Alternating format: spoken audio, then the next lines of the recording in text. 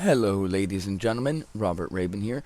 Today we're going to go over all the non living creatures within the Creature Codex. Number one is the Ghost, and this is the Ghost. And the Ghost has an armor of 11, health 30, mana 20. Let me fix this real quick. There we go. Base attack 1, base saves, fortitude 2, reflex 2, will 1, damage threshold 0, size medium, speed 30. Modifiers: charisma plus 1, con plus 3, dex plus 2, int plus 1, strength plus 2, wisdom plus 1. Creature type: non-living. Skills: perception plus 2, survival plus 5. Special senses: magical sight 30 feet. Abilities are incorporeal. This creature is always considered to be incorporeal unless it chooses to be corporeal. Poison and disease immunity. This creature cannot be poisoned or diseased in any way. Excuse me. Combat. Claw. Target one creature within 5 feet. On a hit, that creature takes 1d4 damage and has its strength score reduced by 1 for the next 24 hours. Screech. All hostile creatures within a 10-foot radius of this creature take 1d6 damage and become affected by the paralyzed condition for the next 10 minutes. Tactics. This creature always begins combat with its screech, followed by its claw. Additionally, if this creature feels it is in danger, it will possess a creature through the use of its incorporeal ability/special condition. Lore. It is said that whenever the spirit of someone is unsettled upon its death, whether that be with revenge, madness, love, lust, etc., that spirit is not able to pass over into the afterlife and instead is granted a new physical form, and it is cursed to roam the world until its death or its soul is finally at peace. Excuse me. Number 2 is the skeleton. And this is the skeleton. And the skeleton has armor 13, health 25, mana 15, base attack 1, base saves fortitude 1, reflex 1, will 1, damage threshold 0, size medium, speed 25. Modifiers: charisma minus 2, con plus 1, dex plus 2, intelligence minus 1, strength plus 3, wisdom minus 1. Its creature type is non-living. Skills: perception plus 3, survival plus 2, special senses: darkness, sight 15 feet. Abilities: resistances. It has resistance to bludgeoning, piercing, and slashing damage, and poison and disease immunity. Just like the ghost, it cannot be poisoned or diseased in any way. Combat: bone sword. Target one creature within 5 feet. On a hit, that creature takes 1d6 damage and is affected by the frightened condition until the end of this creature's next turn. Bone bow. Target one creature that is within 150 feet. On a hit, that creature takes 1d6 damage, and its movement speed is reduced by 10 feet until the end of this creature's next turn. Tactics. If in long range, this creature will use its bone bow. If in close range, then this creature will use its bone sword. If in mid range, it will begin with its bow, using its sword when necessary. Excuse me. Lore. It is said when someone dies, if their soul is at peace, but their body is at unrest, then their soul will remain within their body, making the flesh rot as the skeletal structure comes to life from the curse they have placed upon themselves. The only way for this curse to be removed is for either the skeleton to be destroyed or for the body to come to terms with what it needs and be put to rest. Number 3 is the zombie, and here's our zombie.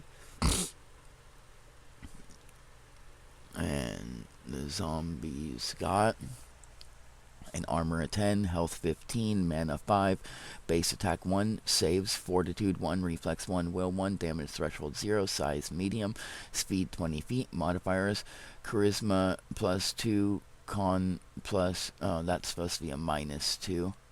Let me fix that real quick. -2. Charisma -2. Con +1. Dex -2. Intelligence -1. Strength +4. Wisdom +1. Creature type is non-living. Skills: Perception +5. Survival +2. Abilities: Resistance. It has resistance to bludgeoning, piercing, and slashing damage. Poison and disease immunity. It can't be poisoned or diseased in any way. Zombie Horde. If there are 2 through 5 of these creatures within a 10-foot radius of each other, then each of them deal 1 extra damage and gain 5 extra health points. If there are 6 through 9 of these creatures within a 20-foot radius of each other, then each of them deals 3 extra damage and gains 10 extra health points. If there are 10 or more of these creatures within between a 30 through 120-foot radius of each other, then each of them deals 5 extra damage and gains 15 extra health points in addition to the following 3 benefits. 1. This affected radius is covered in a poisonous mist. Any hostile creature within this affected radius that begins its turn in this affected radius, ends its turn in this affected radius, leaves this affected radius, or moves at least 10 feet through this affected radius takes 10d4 damage and has its constitution score reduced by an amount equal to the damage dealt in this way. Additionally, if a creature dies in this way, that creature is automatically resurrected as a zombie. 2. Each of these creatures gains immunity to the following damage types: dark, psychological, and sound.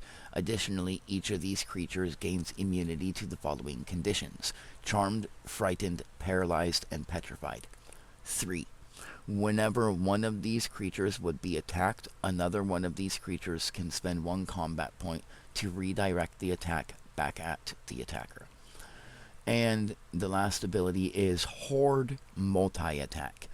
If there are 2 through 5 of these creatures within a 10-foot radius of each other, then each of them can make 2 attacks instead of 1.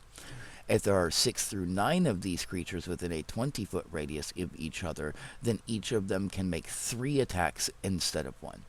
If there are 10 or more of these creatures within between a 30 to 120-foot radius of each other, then each of them can make 4 attacks instead of 1. Combat. Grapple.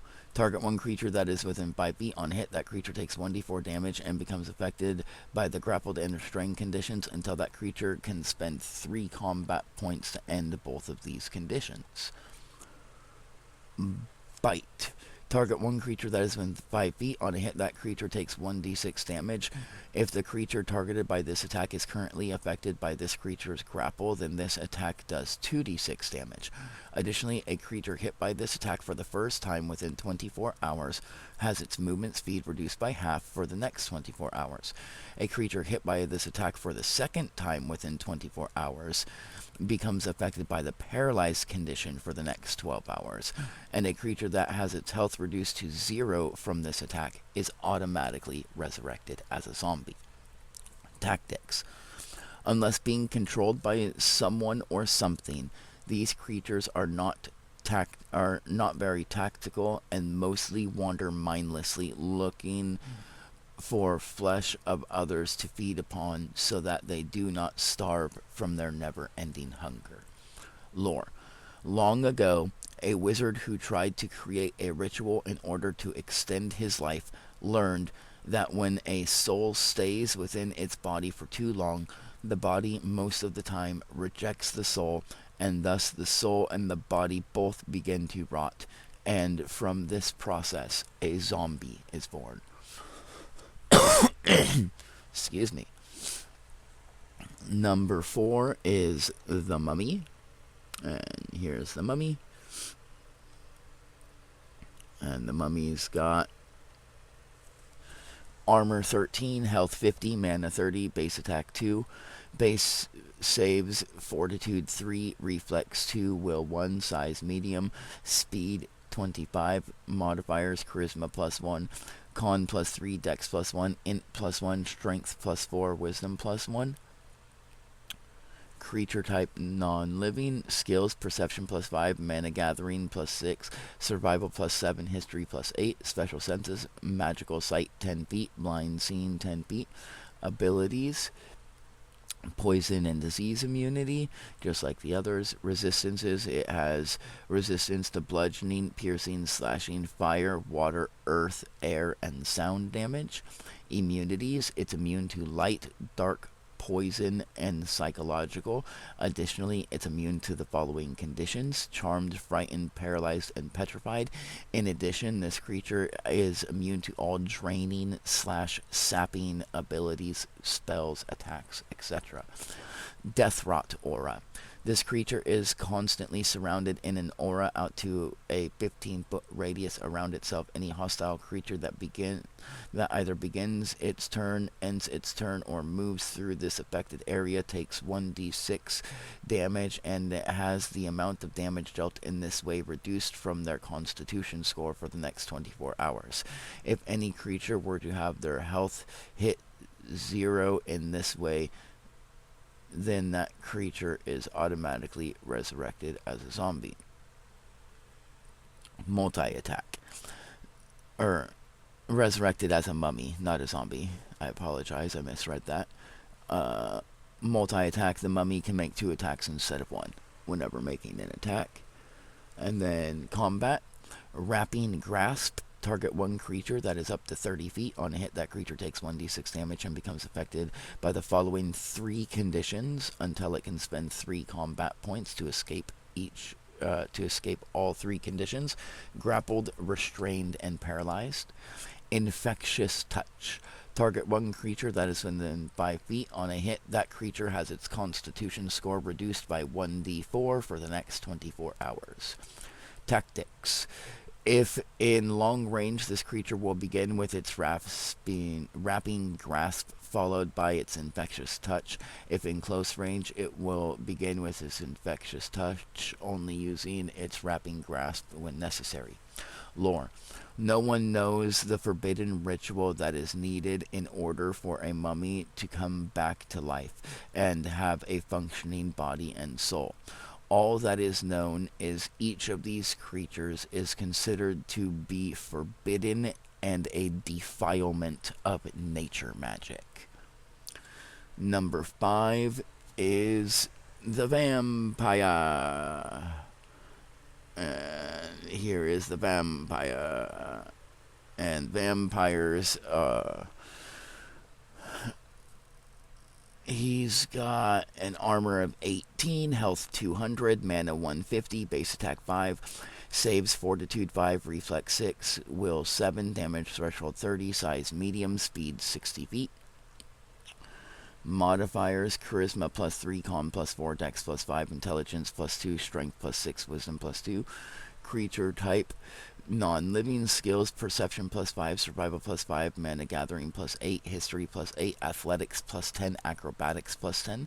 Special senses: magical darkness sight 30 feet, blind seeing 30 feet. Abilities: poison and disease immunity. He can't be poisoned or diseased in any way.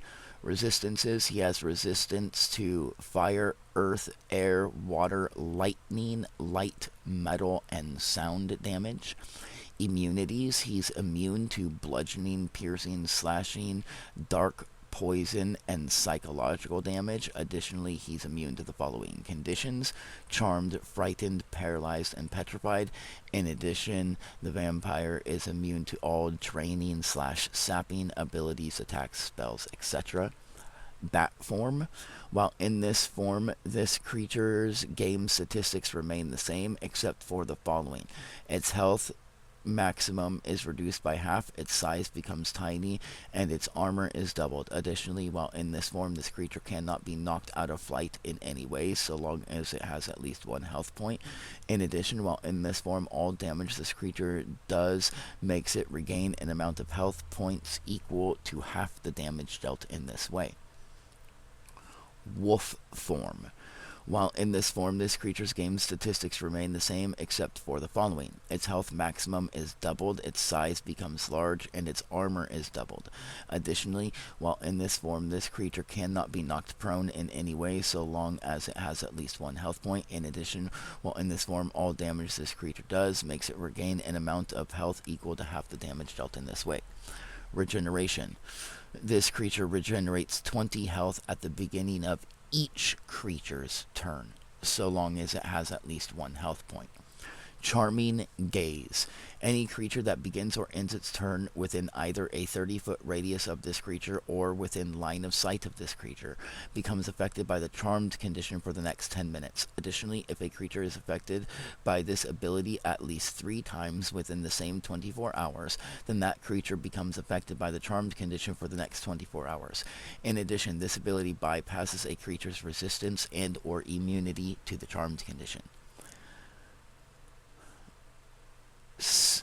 And then I forgot to change the name of that from semi-vampiric to just regular vampiric. So vampiric immortality. This creature does not need to eat, breathe, sleep, and it does not age in any way. Additionally, this creature cannot die in any way unless it does not drink its required amount of blood each day, which is equal to the amount of food that would have normally been needed to be eaten by a mortal creature in one day. In addition, if this creature's health ever reaches 0, then it explodes into mist in a 30-foot radius. All hostile creatures within this affected radius take 66 damage and become affected by the paralyzed condition for the next hour, as the vampire disappears and reassembles its body somewhere else within 10 miles of where it was thought to be slain. Multi-attack. The vampire can make 4 attacks instead of 1 whenever making an attack. Combat. Teleporting Bite. The vampire can teleport up...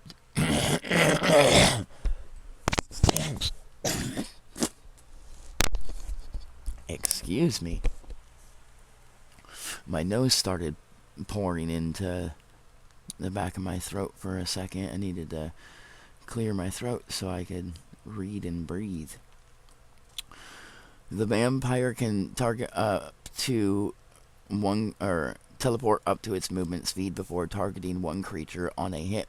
That creature takes 2d6 damage and has its strength score reduced by an amount equal to the damage dealt. Additionally, a creature that has its health reduced to 0 in this way becomes resurrected as either a zombie or vampire underneath this creature's telepathic command.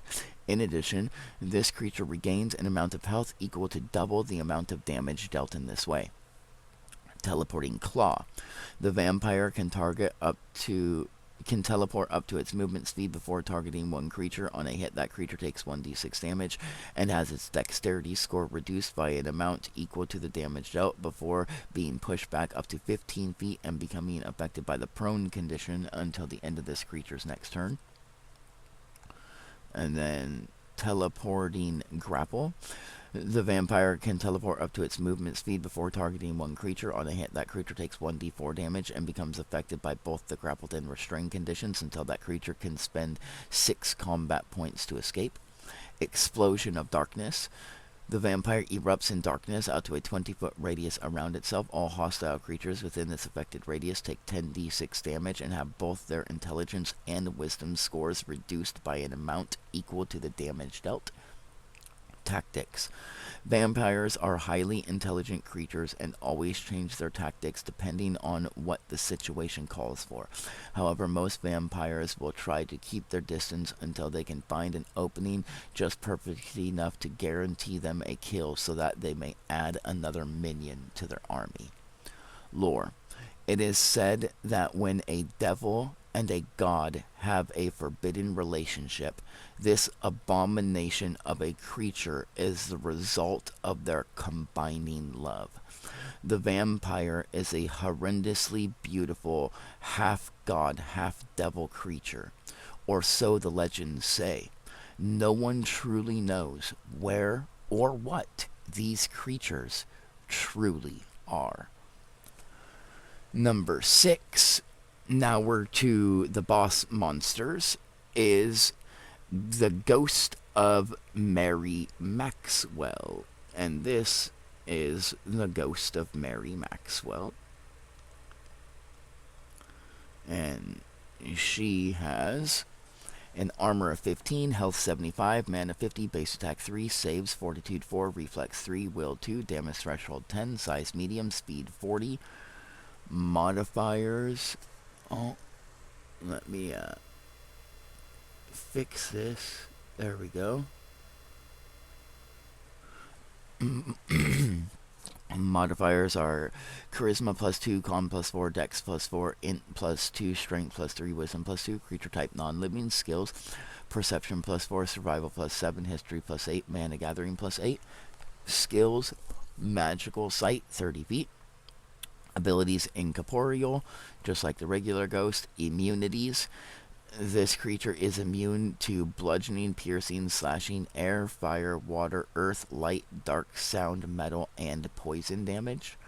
Poison and disease immunity. It can't be poisoned or diseased in any way. And multi-attack. The Ghost of Mary Maxwell can make 2 attacks instead of 1. Claw.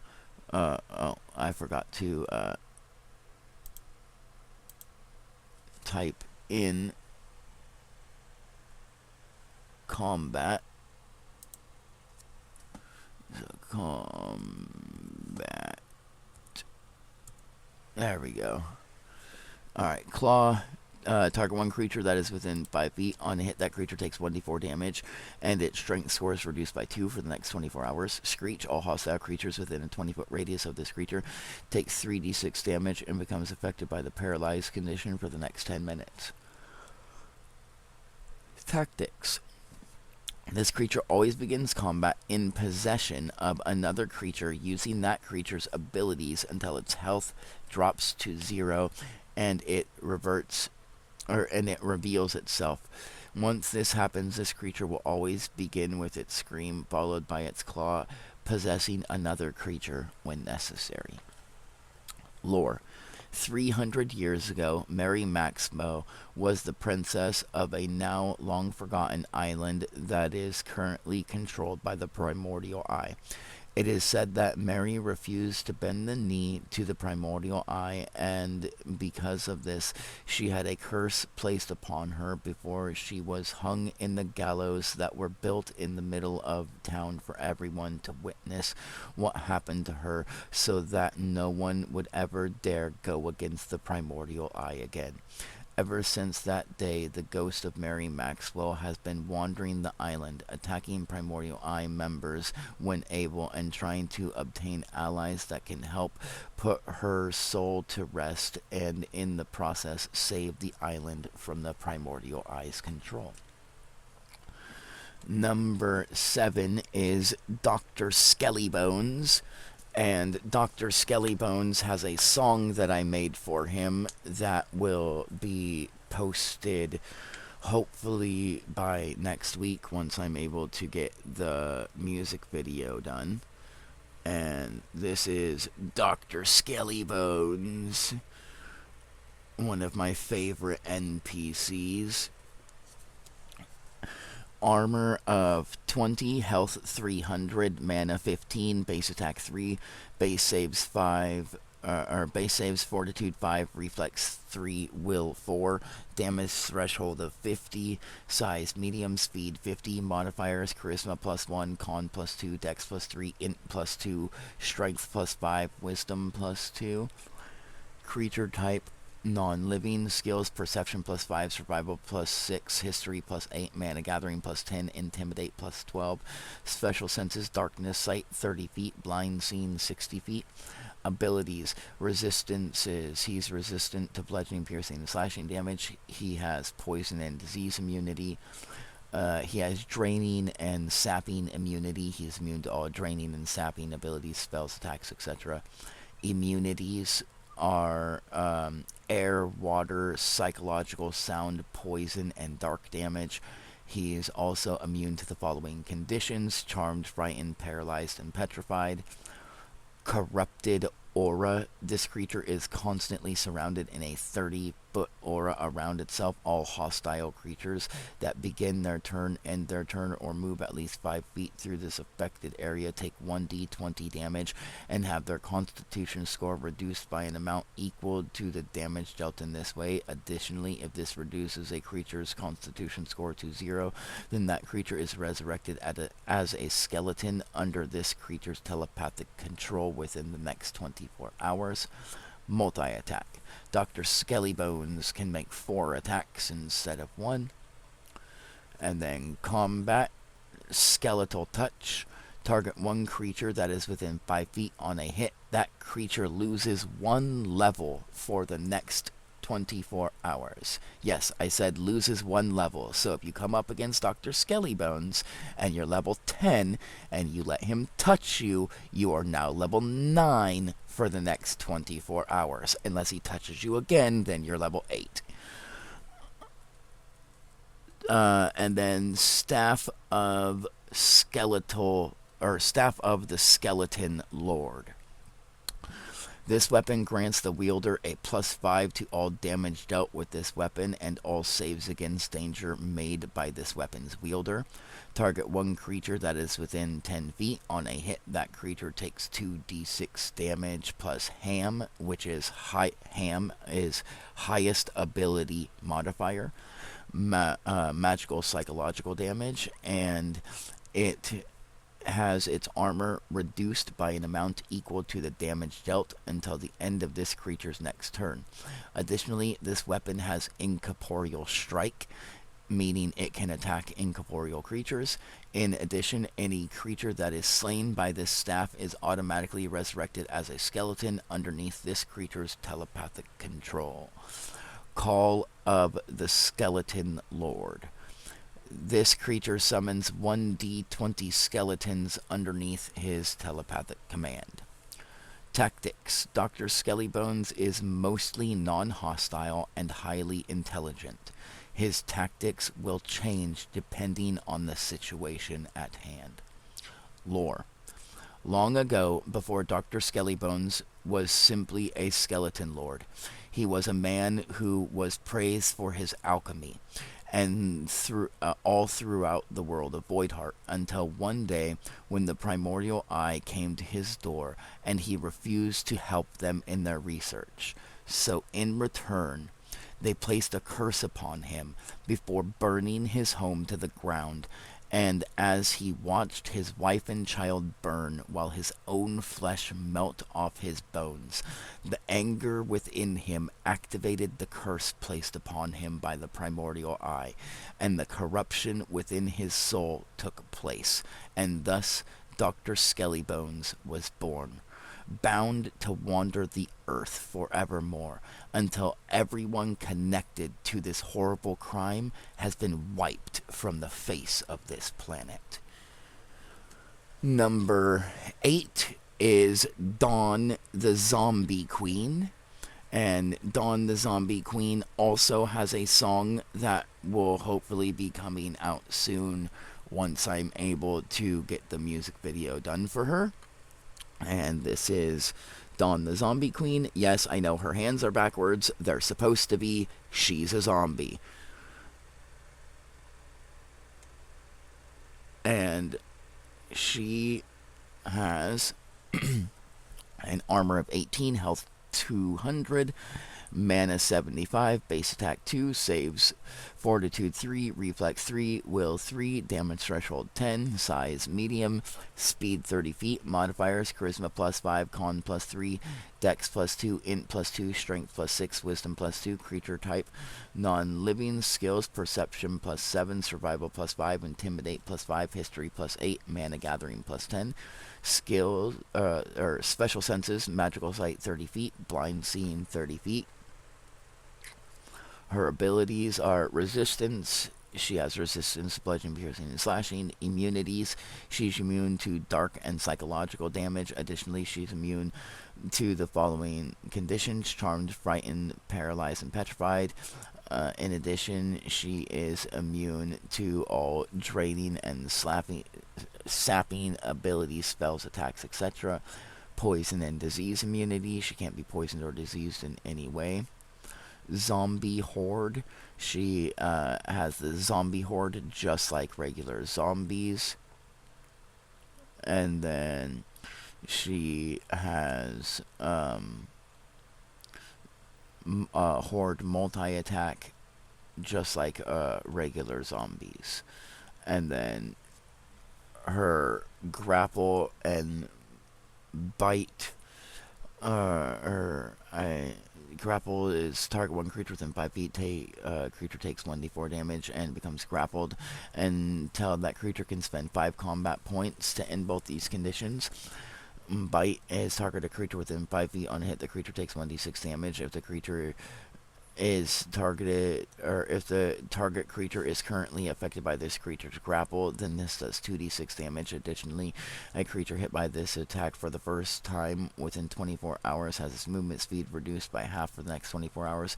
A creature attacked for this by this attack for the second time within 24 hours becomes affected by the paralyzed condition for the next 12 hours, and a creature that has its health points reduced to 0 from this attack is automatically resurrected as a zombie under this creature's telepathic control. Corrupted Queen's Dagger. This weapon grants the wielder a +5 to all damage dealt with this weapon and all saves against danger made by this weapon's wielder. Target one creature that is within 5 feet. On a hit, that creature takes 1d4 plus ham magical psychological damage and has its intelligence score reduced by an amount equal to the damage dealt until the end of this creature's next turn. Additionally, this weapon has incorporeal strike. In addition, any creature that is slain by this dagger is automatically resurrected as a zombie under this creature's telepathic control. Summon zombies. This creature summons 1d20 zombies under its telepathic command.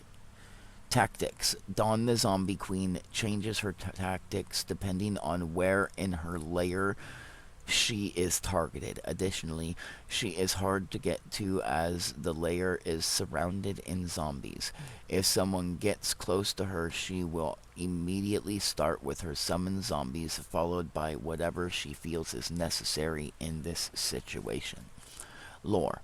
Dawn the Zombie Queen was once a princess 500 years ago who was tortured by the Primordial Eye after her father gave her to them as a bargaining chip to leave his kingdom alone.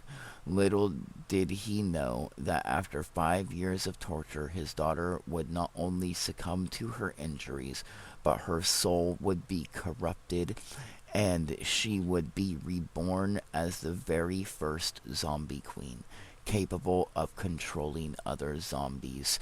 From there, it took her 30 years to plot and enact her revenge upon her father's kingdom, while he was at the ripe old age of 80.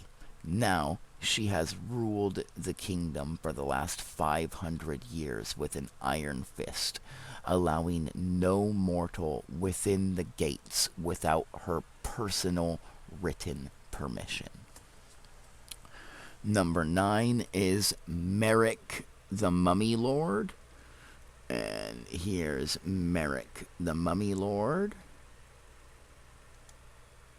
And Merrick has armor 16, health 120, mana 60, base attack 3, base saves fortitude 4, reflex 3, will 3, damage threshold 10, size medium, speed 35, modifiers charisma +2, con +5, dex +4, int +2, strength +6, wisdom +2, creature type is non-living. Skills: perception +7, mana gathering +10, survival +9, history +12, special senses magical sight 20 feet, blind seeing 30 feet. Abilities: poison and disease immunity. Resistances: he has resistance to bludgeoning, piercing, slashing, fire, water, earth, air, and sound. Immunities: he's immune to light, dark, poison, and psychological. Additionally, he cannot be charmed, frightened, paralyzed, or petrified. In addition, he's immune to all draining and sapping abilities, spells, attacks, etc. Death Rot Aura is the same as a regular mummy, except it's a 30-foot radius. And multi-attack, Merrick the Mummy Lord can make 4 attacks instead of 1. Wrapping Grasp is the same as a regular mummy. Infectious Touch is the same as a regular mummy. And then he has his Continuously Burning Torch. This weapon grants the wielder a +5 to all damage dealt with this weapon and all saves against danger made by this weapon's wielder. Target one creature that is within 5 feet. On a hit, that creature takes 1d4 plus ham magical fire damage, and it becomes affected by the burned condition for the next 10 minutes. Tactics. Merrick the Mummy Lord's tactics change depending on if he is in his pyramid layer or not. If he is within his pyramid layer, then he will hide behind his mummy guards, having them trigger traps, attacking when necessary. If he is not within his pyramid layer, then he will be surrounded by at least 10 mummy guards at all times and will allow them to fight first. If these creatures are defeated, then he will summon more mummies and fight by their side. That's something I forgot to add his summon. I'll put a note right here. Alright, so I can edit that in. I forgot to write his summon mummy. It's the same as everyone else's. He's all the other boss monsters. He summons 1d20 mummies under his telepathic command. I just forgot to write it. Tactics, I just read that. Lore. Merrick the Mummy Lord was once the prince of a desert wasteland that had one sacred oasis. This sacred oasis was one day corrupted unknowingly by the primordial eye, making all those that drink from it die and be resurrected as mummies. However, Merrick had such a strong will that upon his resurrection, he was able to keep his consciousness and memories of his past life, and thus he became the first ever Mummy Lord. And number 10, this is the last monster for today, and he is Vladimir Dracul Tepish, King of Vampires. And here is Vladimir Dracul Tepish, King of Vampires. And this is a character that your players will never face unless you have a concept campaign. And if you guys remember, in my game there are 4 different generations of deities. The concepts are the first generation, the gods, or the titans are the second generation, the gods are the third generation, and the devils are the 4th generation of deities. And he has an armor of 25, health 3000, mana 500, base attack 10. His saves are Fortitude 14, Reflex 12, Will 10, Damage threshold of 50, Size medium, Speed 120. Modifiers: Charisma plus 16, Con plus 12, Dex plus 10, Int plus 6, Strength plus 14, Wiz plus 5. Creature type: non-living. Let me refocus this real quick so it's not so blurry. There we go. Skills: Perception plus 10, Survival plus 12, Mana Gathering 14, History 16, Athletics 15, Acrobatics 15, Intimidate 18. Special senses: Magical Sight 60 feet, Blind Seeing 120 feet. Abilities: Poison and Disease Immunity, He's immune, or he can't be poisoned or diseased in any way. Otherworldly body. This creature is immune to all damage that is not either magical or otherworldly in nature. Resistances, resistance. This creature has resistance to all damage. Immunities. He's immune to bludgeoning, piercing, slashing, dark poison, and psychological. Additionally, he's immune to charmed, frightened, paralyzed, and petrified. In addition, he's immune to draining and sapping abilities, attacks, spells, etc. Why sapping is such a hard word to say today, I have no clue. Incorporeal form. If this creature is always considered to be incorporeal unless it chooses to be corporeal. Additionally, while this creature is either corporeal or incorporeal, it has incorporeal strike. In addition, this creature is immune to incorporeal strike, and whenever this creature would attack another incorporeal creature, this creature's incorporeal strike bypasses that creature's resistance and or immunity to incorporeal strike. Bat form is the same as a regular vampire. Wolf form is the same as a regular vampire. Regeneration is 100 health at the beginning of each creature's turn instead of 20. Charming Gaze is the exact same, except it's a 120-foot radius. And then he has unnaturally born immortality instead of vampiric immortality. And this unnaturally born immortality is this creature does not need to eat, sleep, drink, or breathe.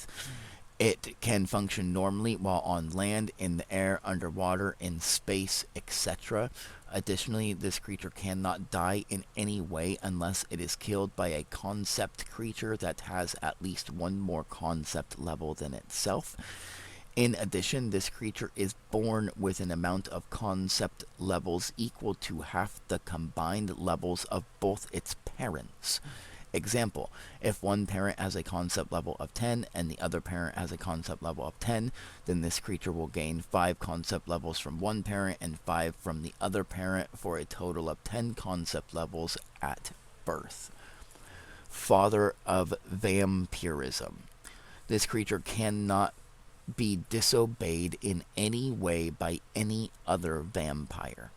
Additionally, this creature can choose to make any other vampire, a vampire lord like himself, bound to his will under his telepathic command. In addition, this creature can sense the location of, see through the eyes of, and read the minds of all vampires within a 500-mile radius around himself. Otherworldly combat points. This creature has 10 combat points instead of 3. Multi-attack. Vladimir Dracul Tepish, King of Vampires, can make 6 attacks instead of 1.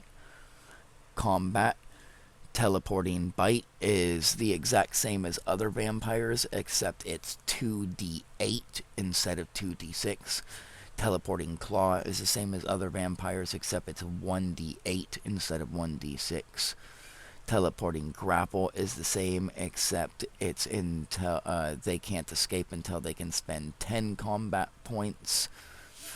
Explosion of Darkness is the same, except it's a 60-foot radius, and it's it's a 60-foot radius, and it's 10d8 damage. And then Vampiric Call. This creature summons 1d10 vampires and 1d10 vampire lords under his telepathic control. And then Tactics.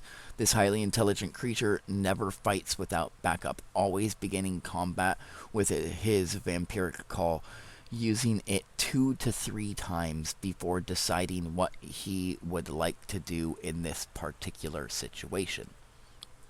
Lore. Vladimir Dracul Tepish, King of Vampires, was the first ever vampire born within the realms. His unnatural birth came from the unholy union of a devil and a god.